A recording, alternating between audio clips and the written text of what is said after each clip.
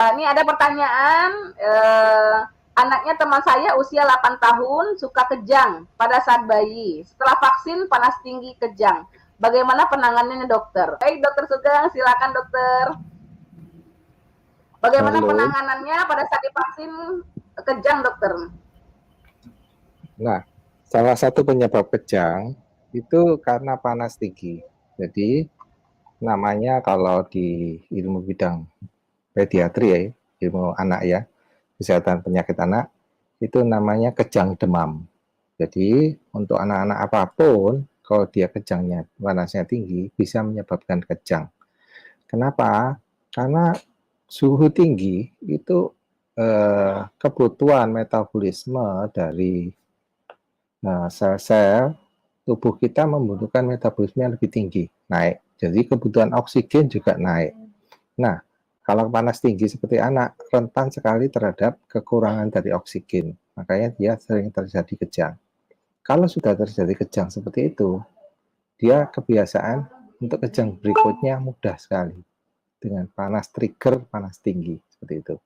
Nah, untuk itu kita perbaiki ya. Kalau dia itu kejang, ya, berarti ada gangguan ya. Sel otak mengalami hipoksia, jadi ada koneksitas antara neuron satu dan neuron yang lainnya terganggu, ya, sehingga dibutuhkan suatu media yang bisa memperbaiki koneksitasnya tersebut.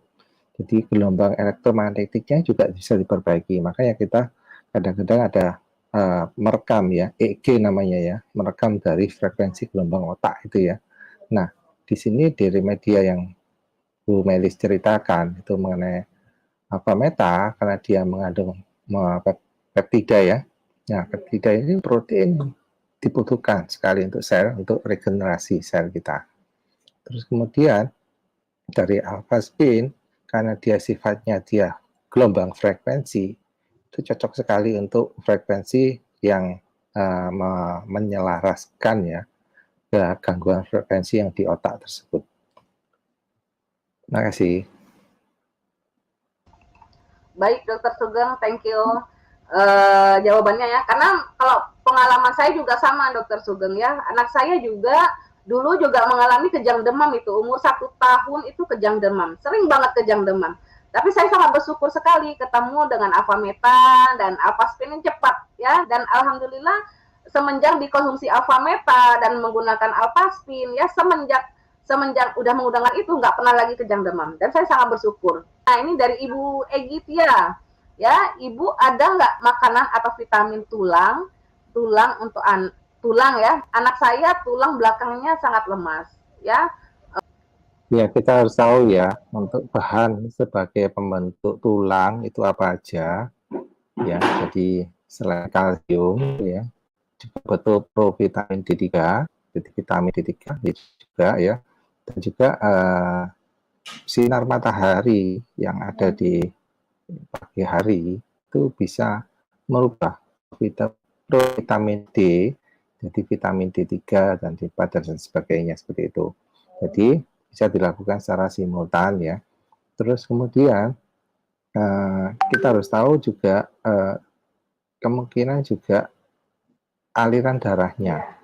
Jadi aliran darah apa yang untuk melancarkan, jadi apapun yang kita makan dan sebagainya, gimana caranya supaya mencapai tulang belakang tersebut. Jadi seperti tadi yang Bu Meli ceritakan, jadi Alphaspin salah satunya bisa memperlancar aliran darah. Nah, itu bisa digunakan ya. Terus kemudian untuk pembentukan tulang itu kan bukan cuma kalsium aja yang dibutuhkan. Dia kan juga butuh protein ya. Butuh protein ya, untuk sel-sel kita juga kadang-kadang ada yang butuh kolesterol, itu harus dicukupi seperti itu. Nah, protein-protein harus kita seleksi mana yang bagus. Jadi yang kembali ceritakan juga bisa itu. Karena Avameta itu ada peptida, nah itu bisa digunakan seperti itu. Jadi bisa dikencangin Bu selama masih ada waktu untuk menentukan tulangnya. Jadi nanti kalau dalam waktu 3 bulan nanti akan terlihat sekali ya densitas atau kepekatan dari tulang tersebut akan kelihatan dengan nyata. Baik dokter.